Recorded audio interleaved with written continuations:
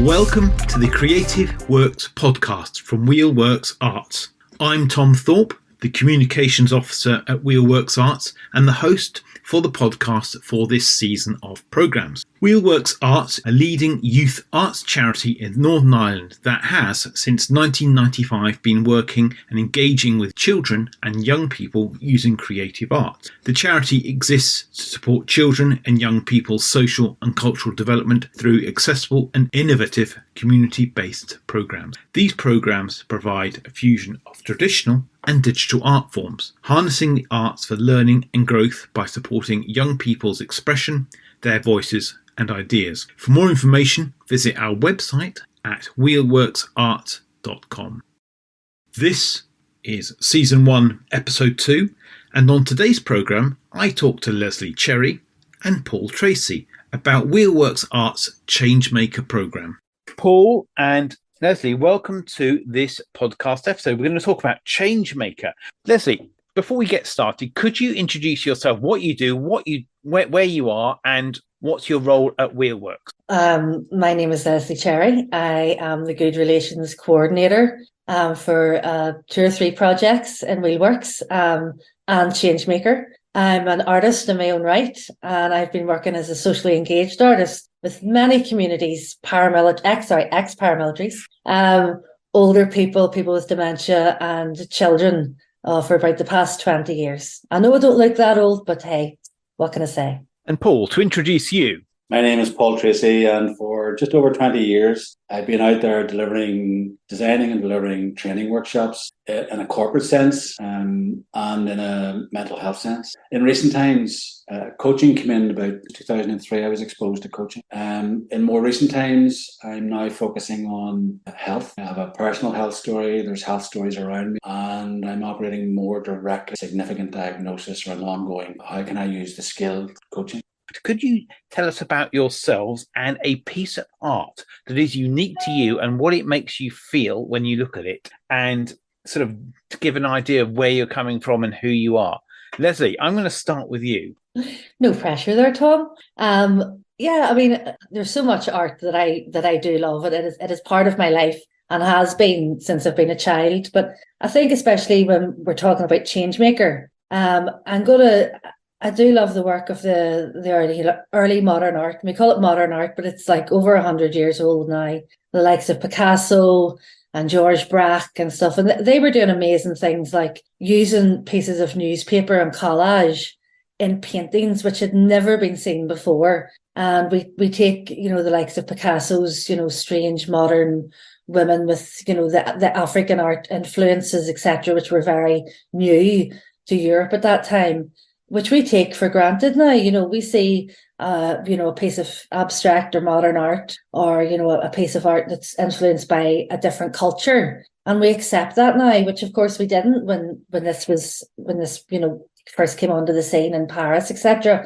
The name Picasso has actually been trademarked for a car, and it must be one of the most boring cars. Picasso wouldn't have designed that one, So I think that's important, to remember that there's so many things that were shocking in art that are now we take for granted and that are commonplace. And then so many other artists have done that, since then. And I think that sort of sums up a bit of ChangeMaker.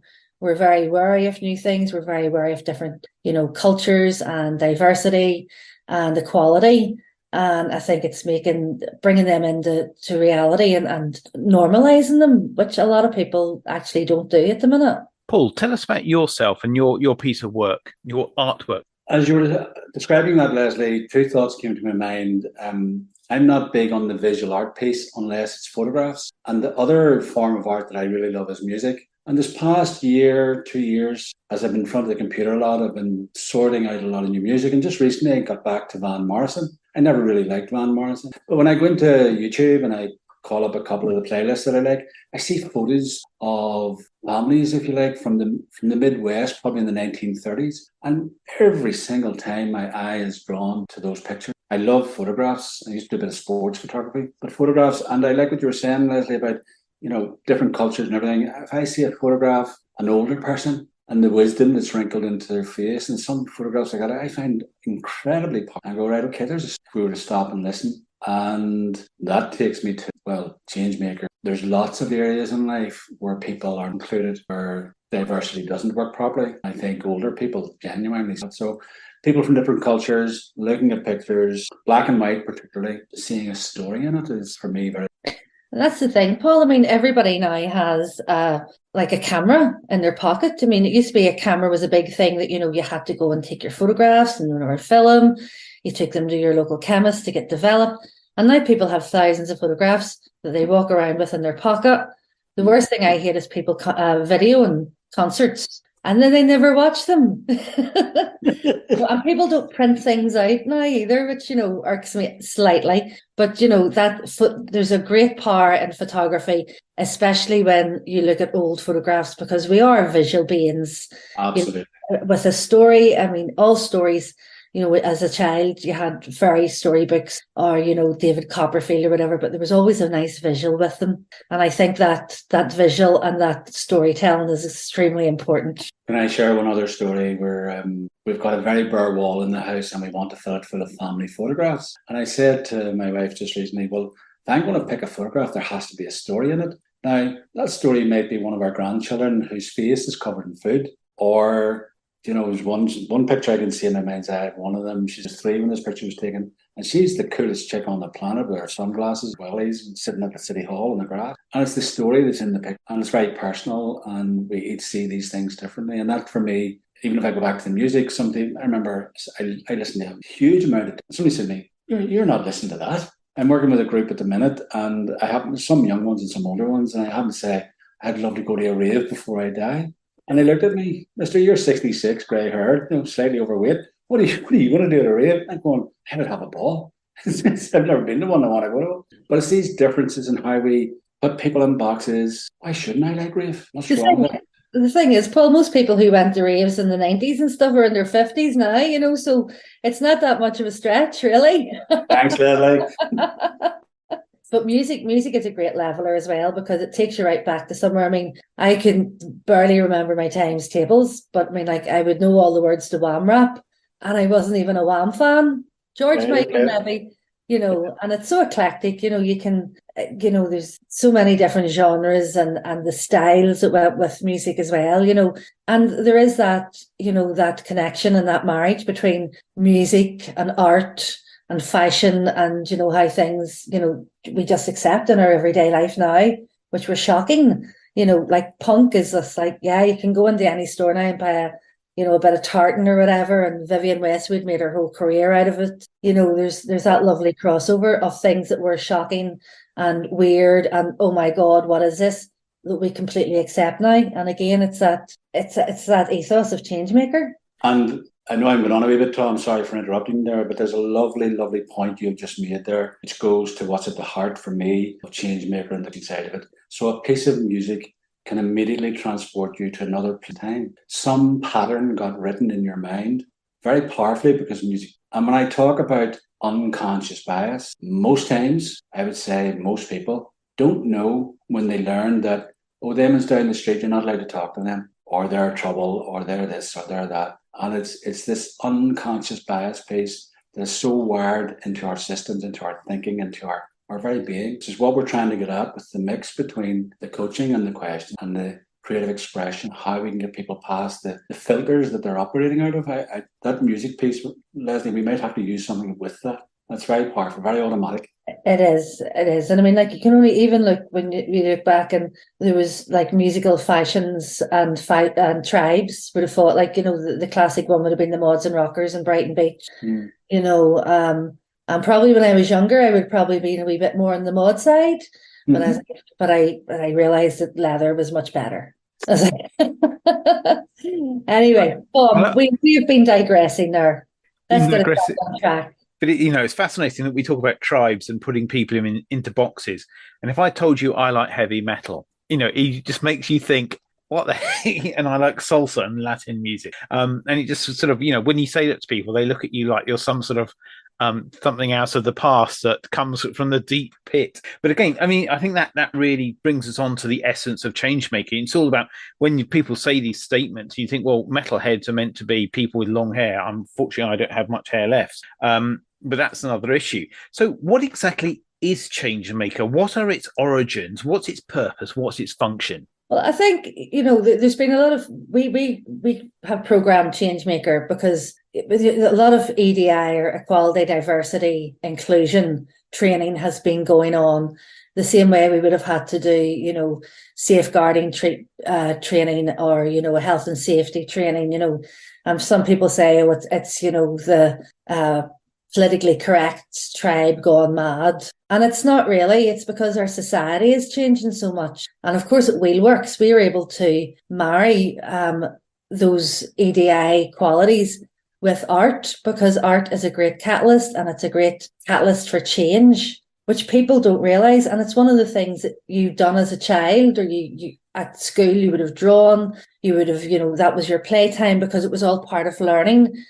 Creative play. So we're actually bringing that in for adults, as well as the coaching and mentoring and the unconscious bias and the serious side of it as well. Because most people, I take it for granted, having worked in the arts, that people draw or people paint, or they being creative in some way, or they have some appreciation of art. But in reality, the majority of people don't. And the last time they would have maybe taken part in something like that was at school.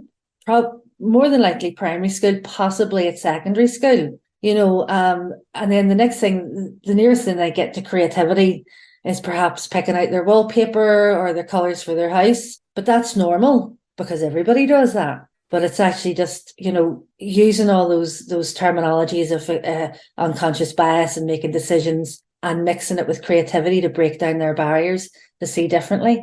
And Paul will tell you, the first thing most people say is, I can't draw. And that's the universal, slogan. As soon as you put the pen and paper, or get somebody to think about drawing or art, it's like, I don't like that. How can that be that anybody could do that? Or I can't draw. Or it's no good. Or it's no good. Yes. So that's what we're trying to do with ChangeMaker. We're bringing all those equality, diversity, and inclusion things, of those sort of things that people should have and should realise. They think they do know them, but actually, when you scratch the surface, they have to think and question themselves. And using the art, it's a great leveler, isn't it, Paul? I think it's huge. And we have the experience now of having run the pilot programs.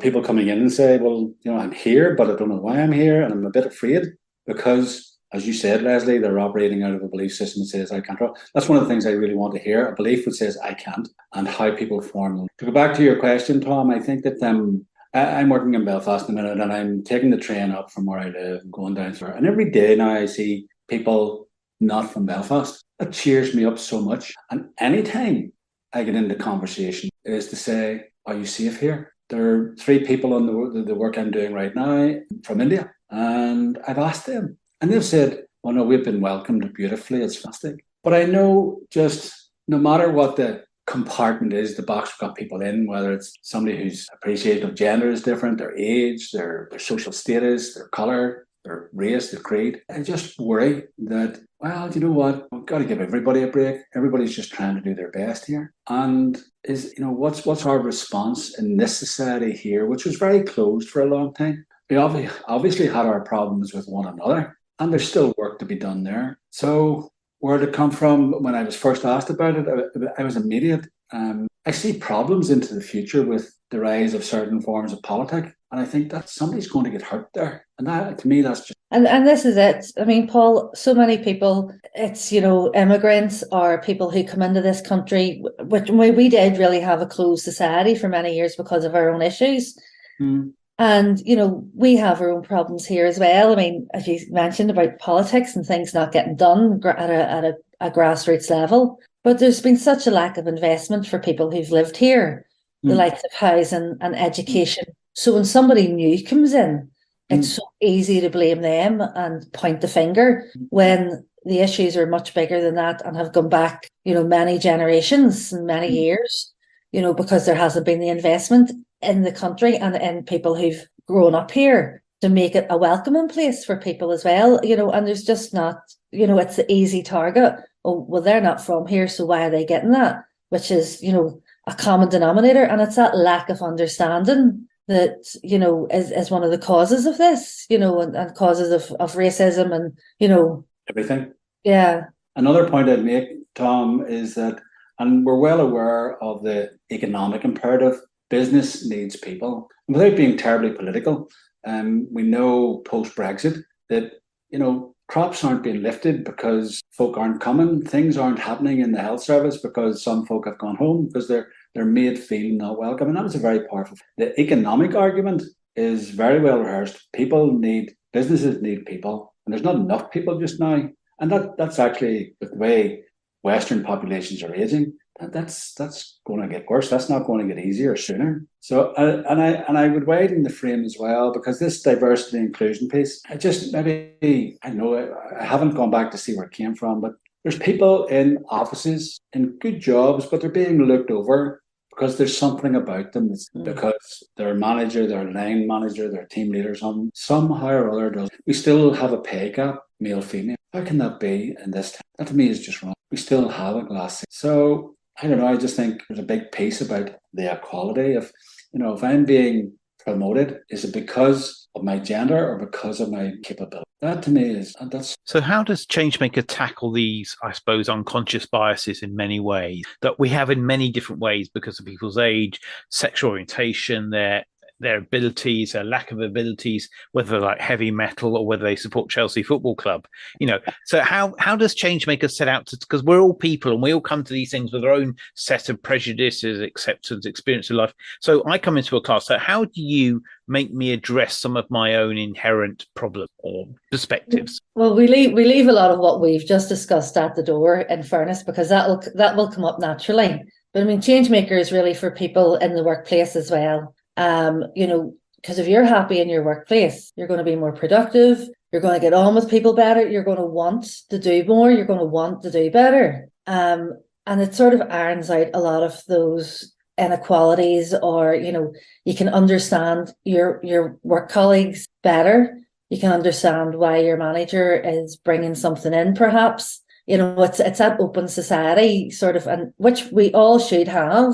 Sometimes you can't help people, dislike someone, or if there's a clash of personalities. I mean, that's human nature. But when we all go to work and we're all in the workplace, we want to do better for ourselves. We don't want businesses to have a big turnover. You want some, sort of stability and continuity. And I think understanding EDI is one of the ways to go towards that, and using that part of your brain through the creativity that you don't normally use is very important as well.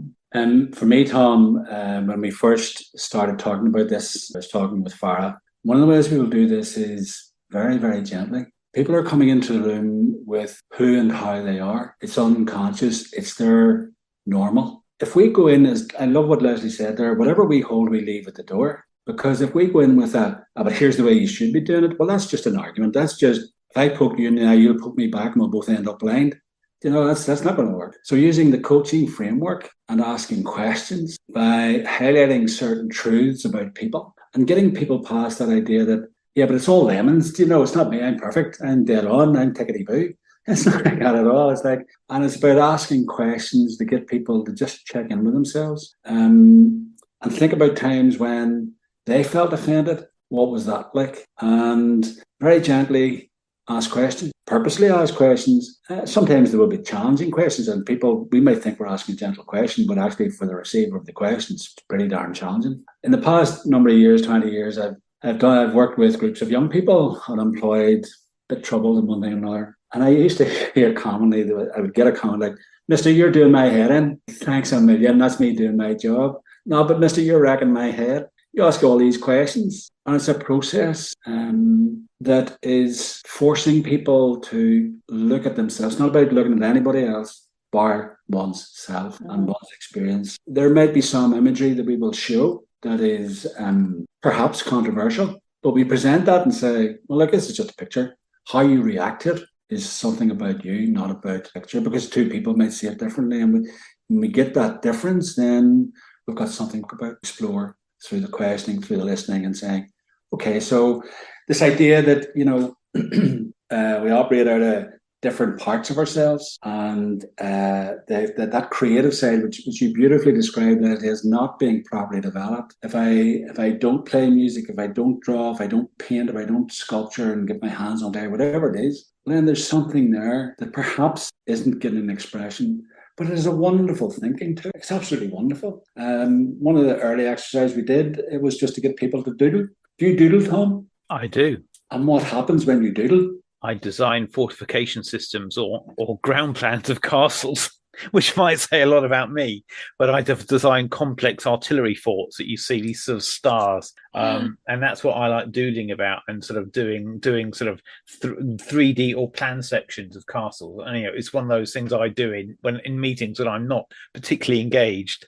I was horrendous. I done that the other day in a meeting. I was listening, but it's my sort of mindfulness. And we've used this when people used to have telephones that were in the hall with the notepad, and you took notes, an actual landline. And there was always a notepad, and people would have drawn when they were sitting talking to people and just, doodling. And it is a form of mindfulness. It's, it is great. And I find it does calm me down, but I did maybe take it a touch too far the other day in a meeting, because I really got quite into it. But I was still knew what was going on in the meeting.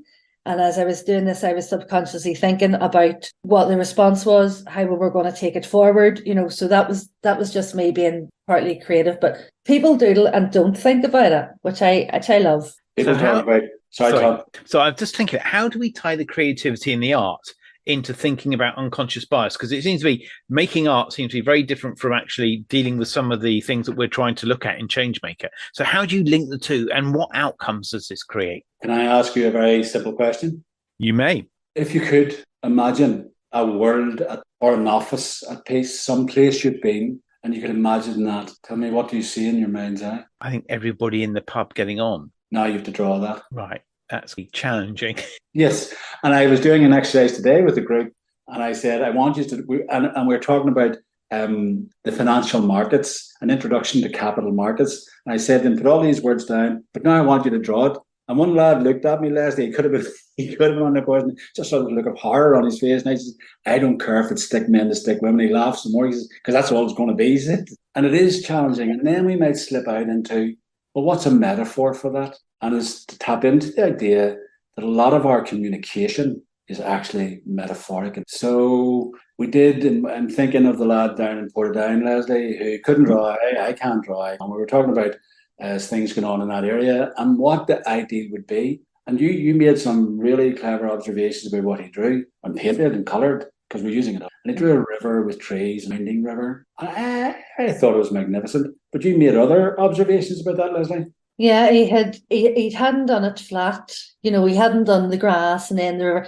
He'd done it like from an aerial view. He had made the river run from like diagonally across the page. And we're talking proper paint here, it wasn't just like a bit of coloured pencil. And he'd drawn some trees in, and there was so much expression in the actual brush strokes. And he had a ball, and he was so proud of it. He was so proud. And it was like, yeah, there you go, but you seen that his perspective was different. His vision was different. He had used very bold colour. He had used the whole page, which is, sometimes when you give people a page, they go, oh, well, we'll just do this wee tiny bit in the middle. Or somebody does a line and something, well, I've made a mistake. And I go, well, you've got the rest of the page there to rectify that. We all make mistakes in life. You get on, and, you can't have a new page in life every time you make a mistake. So it's wee things like that make people think. And, it's so, and every class is different. Every, session we do is different. We might use the same techniques. But, people's creativity is always different, and they find out a lot about themselves as well, which is the main thing. So there were two pieces in that workshop that I think are relevant to the answer. He did that, and Lesley saw these others, and Sonali was working. But there's another girl, she wanted to signify, and she drew the most colourful circles, which spoke to me in a big way. And the point is, it's not what I see or what Lesley sees. It's what that man and that woman saw, and now get locked into their mind, because a picture paints 1,000 words. We're not telling anybody what to think. We're asking questions, open questions, very gentle in their delivery. It's not about provoking people, but it's about going, well, look, here's the story, folks. Here's where we're at, and here's all the different categories of where people get stuck because other people are doing harm in some way. What's it like in your world? What would you like it to be like? What's that like? And that stays with people. And then it is about change making. Now, the people we have met so far are all in the business of happy beings in some way or other. We want to promote that further. And as Lesley just said there, it's about themselves, about whoever's in front of us. Okay, so in your area, wherever you work or live, what would you like to see different? Now visualize that and get that story going in your mind, whatever the story is, whatever that image is, whatever that sound that goes with the image, because it's not all visual. Lesley was right. People are very, very visual, but there's a sound component to it. And it's in that way that people leave going, something's different. They couldn't quite say what, but something's different because there's a different set of pictures in their brains because we've had to draw them out and then voice them and then generate. And how these workshops actually change people's perspective? Can you give us a couple of examples of people who've gone in there and then how they've emerged, an hour, 3 hours later? I think probably that there's been a few people have changed, have come in very guarded and very close. I think there was a few in Portadown. I don't want to mention any names, but Paul, you know exactly who I'm talking about. And one of these, he was quite eccentric, this guy. And he'd come in with quite he knew exactly what he thought. He knew exactly what he was going to say. Paul and him had great chats and discussions. It was almost a bit like, the question time at some occasions. But he ended up making, he took his work home literally, and he came back with this amazing sculptural piece made out of driftwood. And it was a comment on how people had perceived him in the past and how he had overcome it.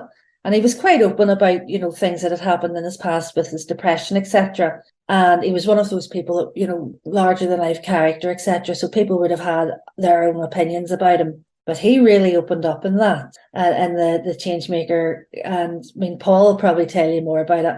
But he really took it on board and was like, oh, actually, we didn't change his perception, but he was able to see a different side of how he thought. And was like, actually, go on ahead, Paul. It's not that we change anybody's mind about anything, Tom. It's that we create the conditions where they can change their mind. And we can't know after 3 hours if that has happened. We'll only know after the event. One of the big issues with coaching, I'm asked often about outcomes. What are the outcomes? That is very hard to measure because sometimes, out of a coaching session, it might be a week later, you're standing boiling potatoes in the kitchen and you go, bang, the penny drops, the aha moment and all the rest of it, because that's part of the way the mind works. It's not this very linear, clean, automatic process. I have other examples in my mind when you ask the question, how people change. So we take the process and get people tuned into the idea that they're making pictures in their mind and that they're highly subjective. Everybody does it different, but they're highly creative. Like if you think about how depression and anxiety works, or if I just talk about mental health, if I'm anxious, I'm in my head doing some sort of Spielberg special about what dreadful thing's going to happen. Spielberg couldn't make that movie. If I'm depressed, I'm looking backwards in time and traveling back with the story that I'm telling in my head. And then I've got the internal. So there was a couple of little demonstrations up in Glengormley I'm thinking about, Lesley. Mm-hmm. People volunteered to come out and do a particular piece with me, a coaching piece at the front. And it was like, all I'm using is this ability that we have to take the movie that's running or the still picture, invite them to change the colour, change the frame, change what would you like it to be? Understand that the belief system I can't draw. There'll be other beliefs, there'll be stacks of beliefs that are stopping them making progress. One girl, she just beamed. I've been doing that all this while. This is brilliant. And she was hesitant about going out to promote her charity, her social enterprise. Mm-hmm. Enterprise was a community organisation. And this has stuck her, and she had the courage to ask in the class, well, how might I do that? She came forward. It only took 10 minutes. But she then saw how she could do it. It's not up to anybody to give such coaching. It's about creating it into where people can draw from within. And I think that's what, we've done. We ask those questions, whether it's verbally or visually, that gives people that space to think differently. They might think the same, but they see a different perspective. And, and go away and they think about it. or, you know, and asking people sometimes hard questions. It's not that we're putting people in, you know, a darkened room with a spotlight on them going, right, you know.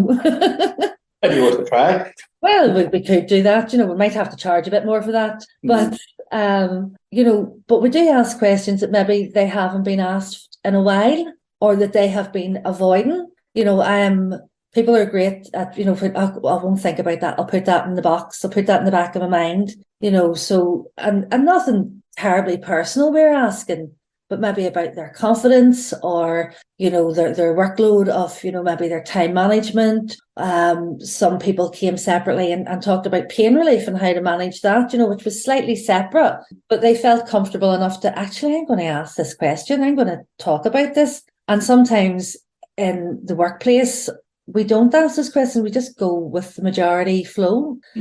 And it's not that we all want to start a revolution, but sometimes questions do need to be asked. But we do need a wee bit of a revolution, isn't it? Well, yeah, no, but I can't say that. I can't say that openly in case, you know, I get excommunicated from the job.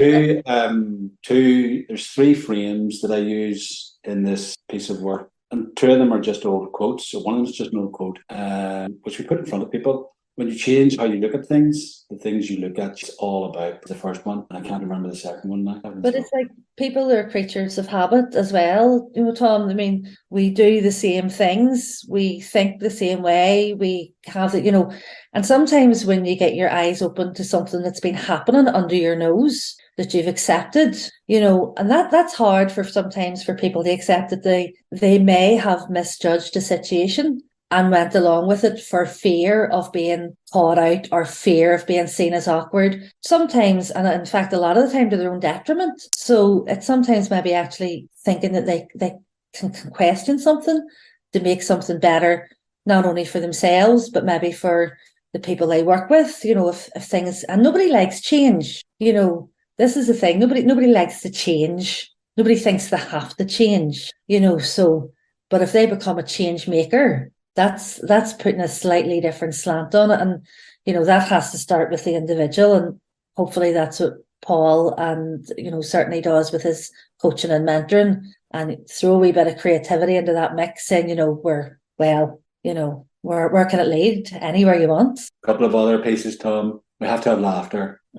Serious topics, but there has to be laughter. I remembered the other 2 phrases I used, and this is right at the start, a quote by a lady called an S1E2. I think that's how we don't see the world as it is, we see it as. And sometimes, you know, when I'm chatting with folk and just casually, I'm just sort of listening all the time for things, and somebody might say I'm talking about a certain thing, an aspect of their lives or whatever, and they might say something like, well, you know, I made a conscious decision just to do whatever it is, X, Y, or Z, and I'll stop them. You made that decision consciously. Tell me, how do you make all the other decisions? And they get it. Now, they don't know how it works. So one of the things we do is say, well, look, here's how thinking and feeling works. You're taking in all this information. You can't process all the information that's available. You know, you're slicing reality in every second. So you have not seen all that there is, and heard all that there is, and felt all there is. Let's just challenge a bit some of the decisions that you have made, perhaps on, and you have no actual memory of when, but that decision can impact. So it's we do like a giggle now. There has to be fun. Well, I was going to say that, just on that quite serious note, Paul. You Yes. know, there is a lot of laughter, There and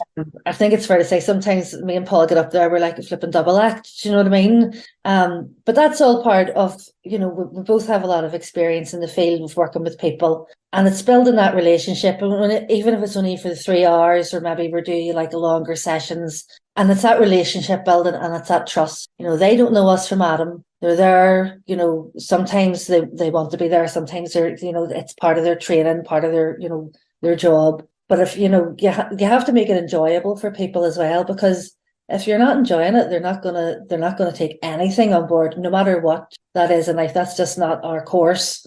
That's, you know, if you're not enjoying something, and sometimes in life, if you're not enjoying something, you just book out and you just go, no, I'm not doing that. You know, so I think for this, you know, the laughter and the humour is very important. And it's not contrived. It's very natural. Mm-hmm. We're not laughing at anyone. We're laughing with people. And laughter also, when done like that, create safety, and our workshops have to be safe. It's important stuff. Laughter happens. Yeah. And half the time we're also taking, the mickey out of ourselves. Do you know what I mean? So it's always good to be a slightly bit self-deprecating, or deprecating, is that the right word? You know what I mean?